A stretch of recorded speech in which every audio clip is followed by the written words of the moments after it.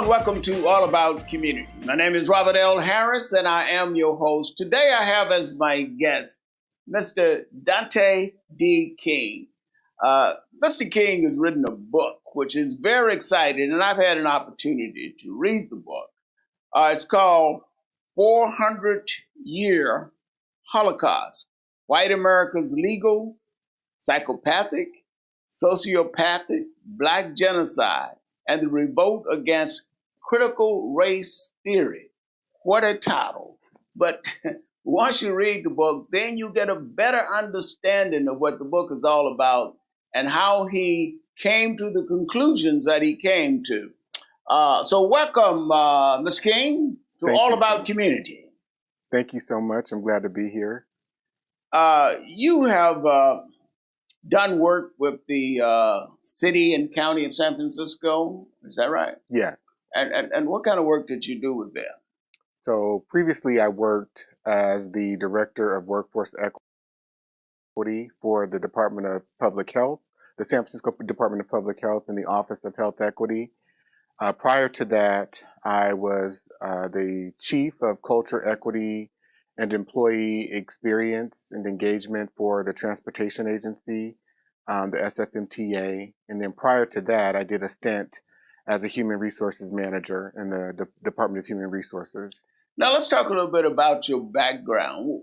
Were you born and raised here in the Bay Area? Yes, I was. I was born in San Francisco at Mount Zion Hospital. Mount Zion Hospital. I remember Mount Zion Hospital because my wife did her internship at Mount Zion Hospital. Yes. Okay. And so now it's UCSF.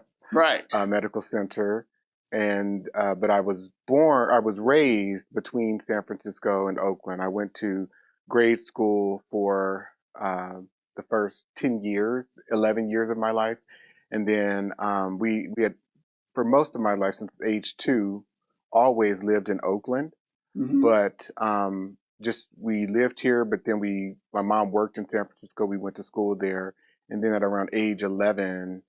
She transitioned us into the Oakland Public School District. Oh, really? Mm-hmm. Good, good. I came out to California in 1960 to finish my last year of high school over at Oakland Tech. Wow. And that was exciting because I had come from rural segregated Arkansas and had never seen a white teacher.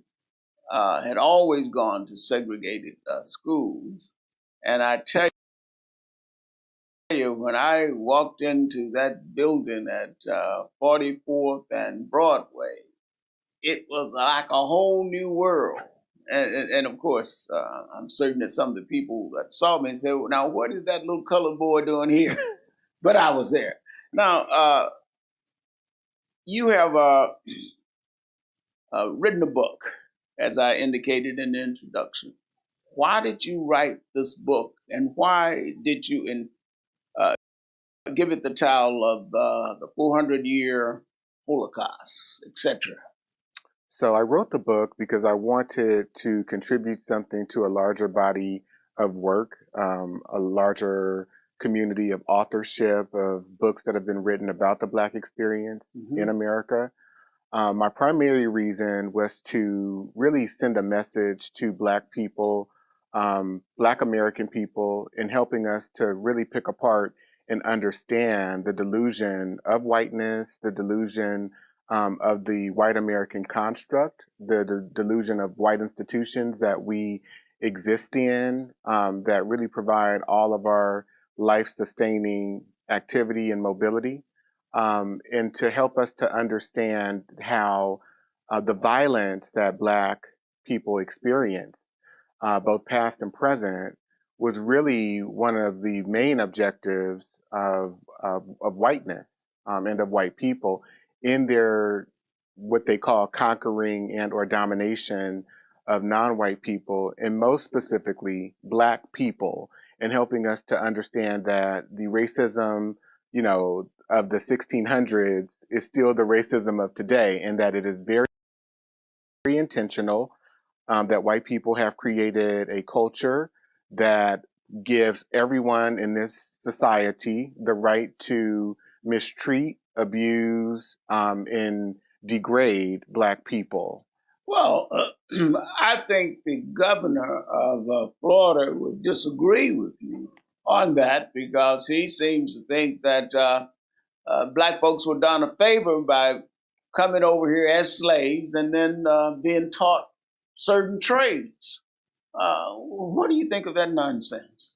That's right. And so Dr. Bobby Wright, and I quote him in my book, he said in the 1970s that white people are psychopathic when it comes to Black people. And even Dr. Alvin Toussaint, who was the dean of Harvard Medical School for a number of years, he says that whiteness is a mental illness. And so you hear these very um, uneducated, ignorant, perverted assertions Are they made. really uneducated and ignorant, or are they deliberate?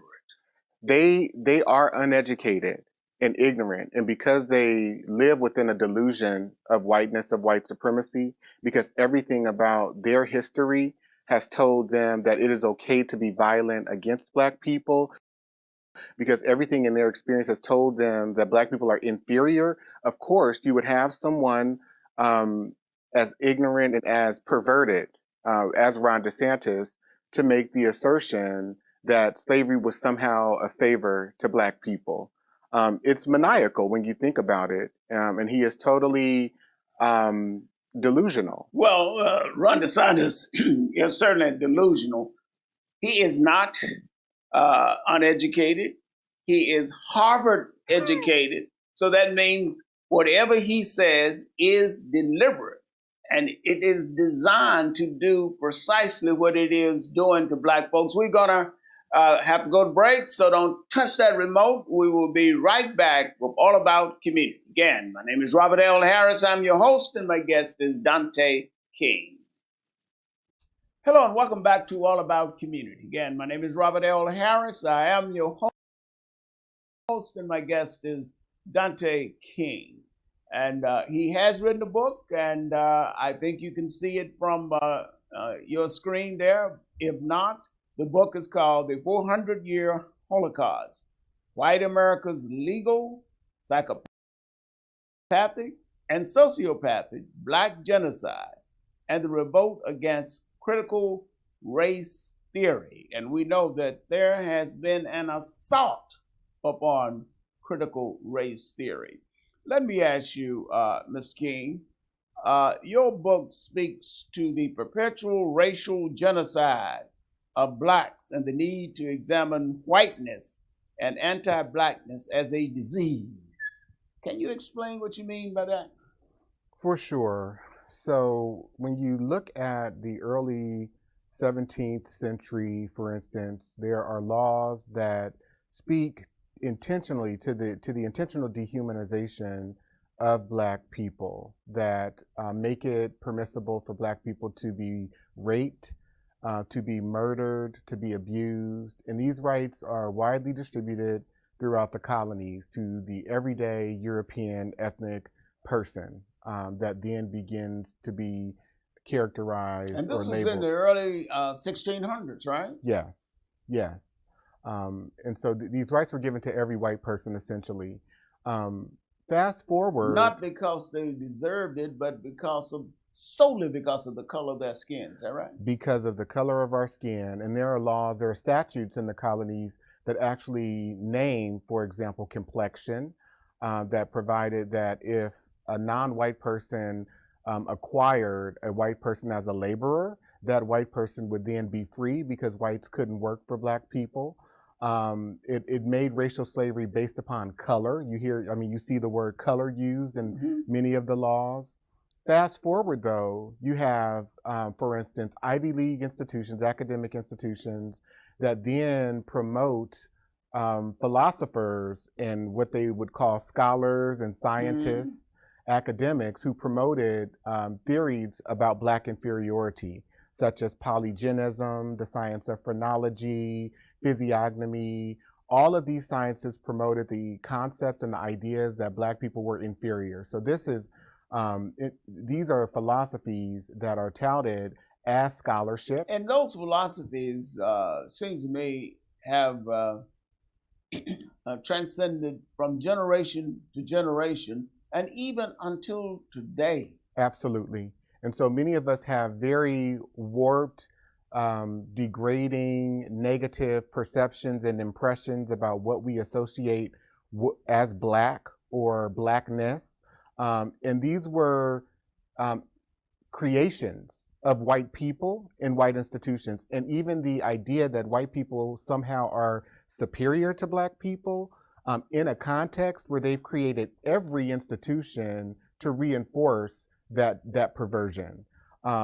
It's they've created their economic system, their educational systems, their political government systems to promote what Albert Clegg said in the 70s were white objectives. White people use the institutions to promote white purpose.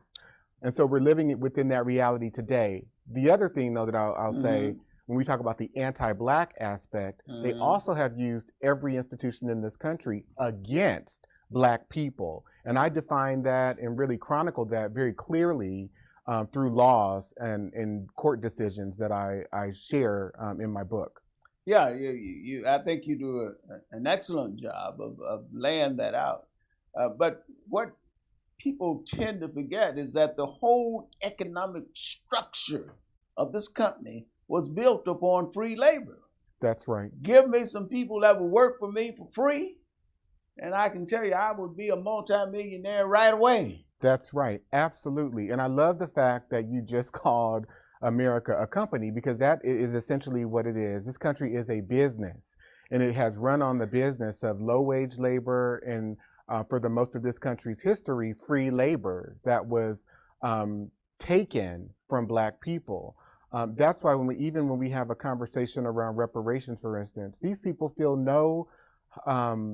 they feel no sense of debt or in no sense of you know, any way that they would be commissioned or convicted rather to recognize the contributions of black people that black people have made in this country. And so therefore that's a non-issue for them. And there has, I don't recall, never been an official apology for slavery. Is that right? Right. I would no. I mean, not that I can point to. Yeah. Not that I can point to. Not in any meaningful, tangible way. And these people are not apologetic. Most of them. Most of them are not apologetic. Well, they claim they did us a favor. That's right. By enslaving us. I mean, I've never heard of such nonsense in my whole life. But again, the Republican Party, and just say it right out front, the Republican Party is embracing that notion. That's right. And if you are someone or a collective of people who come from a community where you've been socialized to have an absence of compassion, an absence of empathy, an absence of humanity, which are all qualities of most white people that I know that I've come into contact with and have experienced in my personal life as well as my career, then of course you could make the assertion or the notion, assert the notion that slavery somehow did black people a favor, because everything that you think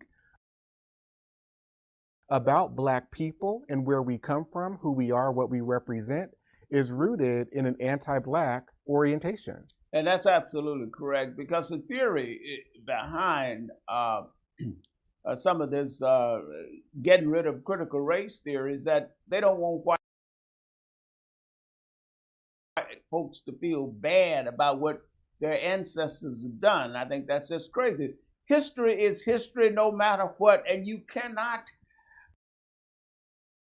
unwrite history. So don't touch that remote. We will be right back with All About Community. My name is Robert L. Harris. I'm your host, and my guest is Dante King. Hello, welcome back to All About Community. Again, my name is Robert L. Harris, and my guest is Dante King. Dante has written a book. I tell you, it's a very powerful book. And if you read it closely, it really refutes a lot of the stuff you currently hear about critical race theory. Let's talk just for a minute or two about critical. Why is there so much emphasis on getting rid of critical race theory? Because it seems to me it's just history. It is, and people are using it as a political tool because they know that most people won't really dig into understanding what it is actually really about. And to the point that you just made, it's really a detailing of history and analyzing and making the case through that analyzing of history that all of the things that we see today as a reality have been manufactured through state level, federal level legislation, as well as local policies and the enforcement of such. Yeah. Now, the Supreme Court just recently decided to outlaw affirmative action. Any thoughts on that? Sure. I mean, it's no different than one of the Supreme Court decisions in 1883 that outlawed that Black people would not have rights to jury service or public accommodations, even after we had been given those rights through the 14th Amendment, through the 15th Amendment. The Supreme Court, we've seen through this country's history, can overturn legal precedent, and they do, and they do. That's correct. There are many cases when they have decided against themselves. For example, I look at the 1917 case Buchanan v. Worley, where they decided that racial discrimination in housing was against the law. You see 9 years later, in two cases, Corrigan v. Buckley, that allowed for developers to deed properties with whites-only titles and deeds that made those properties only exclusively available to the white community. And then also Euclid v. Ambler, in that case, that allowed cities and locales to zone whole neighborhoods by race. So whites can only live here, no Negroes allowed, no Chinese. So we see the Supreme Court, this history of the Supreme Court ruling against itself. And so no one should be surprised or shocked because there's much precedent for what's happening in this moment. Yeah, absolutely. I've seen it over the years, from Dred Scott to Brown versus the Board of Education to Plessy versus Ferguson. It pretty much depends on who is in power. In other words, many of the decisions of the United States Supreme Court are based solely, as the recent one was, on politics. And you can talk all this theory all you want, but it was based on pure politics. The only thing changed about the United States Supreme Court in the last couple of years or so was the composition. That's right. And that's not a good thing. So let's talk for a moment about the economic value of whiteness. Is there an economic value to whiteness? There's infinite value to whiteness. Whiteness shapes people's impressions, interpretations of behavior. It shapes everything. And so Cheryl Harris, I quote her in my book in a paper she wrote in 1993, where she says in the paper Whiteness as Property, that whiteness is the most valuable property that one can have in this country. And it's absolutely true. I mean, you can see two people expressing discontent. And if the person is Black, there are all of these negative judgments that are made. If the person is white, particularly white women, there are accommodations made for their behavior. People cater and want to serve and support them. Right. Now, what about reparations, which is very popular and controversial? Should reparations be paid to Blacks? Absolutely. And why? You have, for example, in 1862, President Lincoln signing the Homestead Act, which almost exclusively gave preference to white immigrants and white Southerners when it came to getting 160 acres of land. And that was amended in, for example, 1909, I believe, to 320 acres of land, right? All of what we think white people have achieved or that they have gotten, it has been done through policy, through laws and laws that favored white folks. That favored white people. that favored white people. This is a pro-white country. And so if we are being honest about this country's history and how white people have enforced laws and policies for their benefit and the benefit of white people, we need to also do the same for black people. Absolutely. As a matter of fact, what about the 40 acres and a mule? Matter of fact, you can keep the mule and just give me my 40 acres right downtown San Francisco, and I would be very, very happy. As a matter of fact, why don't we just change that and put it in Manhattan, New York, That's so that right. I can get more economic value for my 40 acres. And that's, as I said before, they can just keep the mule. So, you know, we just have to come to grips, as you do in your book, with some of the injustices that have been inflicted upon black folks and will continue to be inflicted upon them until we resist. Let me say that we got to go to break. We will be right back with All About Community. Again, my name is Robert L. Harris, and my guest is Dante King. Welcome back to All About Community. Again, my name is Robert L. Harris. I am your host, and my guest is Dante King. You wrote a letter in your book to Spike Lee. What inspired that, and what was that about, briefly? It was based on the movie School Days, and the message at the end of that movie where he is saying to black people that we have to wake up. We must wake up. And I really just, that movie meant a lot to me. It's from my childhood, and I just wanted to give a shout out to him. Okay, very good. Now, in your book, how you discuss so many things, and you bring us, I guess, all the way from 1619 up to where we are today. How can a person who really wants to get a copy of this phenomenal book do so?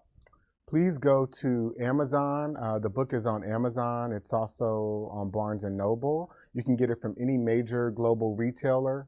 Please also go to my website, which is danteking.com, and you can purchase the book from there and also sign up for some of my newsletters and messages that I send out. And you do seminars, don't you? Yes. And yes.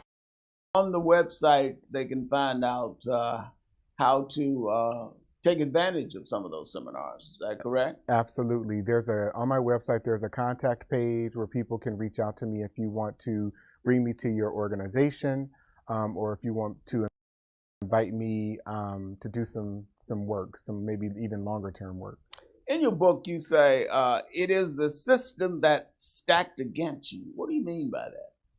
That this country was not made or set up for black people to succeed in any way, especially not to succeed in ways that white people have succeeded.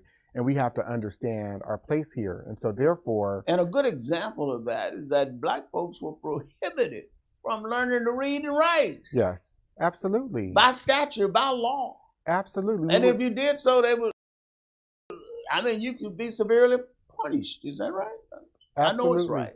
Up to 20, 30 lashes in some cases. There were laws on the books that constituted that. There were even statutes in some states, such as North Carolina, that said if someone were promoting literature to abolish slavery, they considered that incendiary, that they would be subjected to the death penalty. Now, in a minute or less, can you look in that camera and tell us why it is so important for every black person to read your book?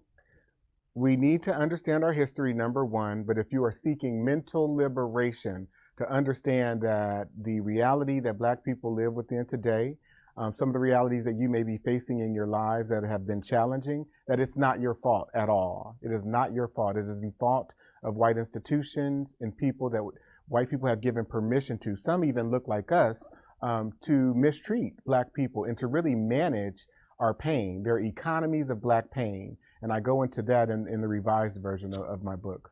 Well, unfortunately, we are running out of time. And our next guest is going to be Pamela Ferran, who is also a lawyer. And she is very active with the NAACP and others. So don't touch that remote.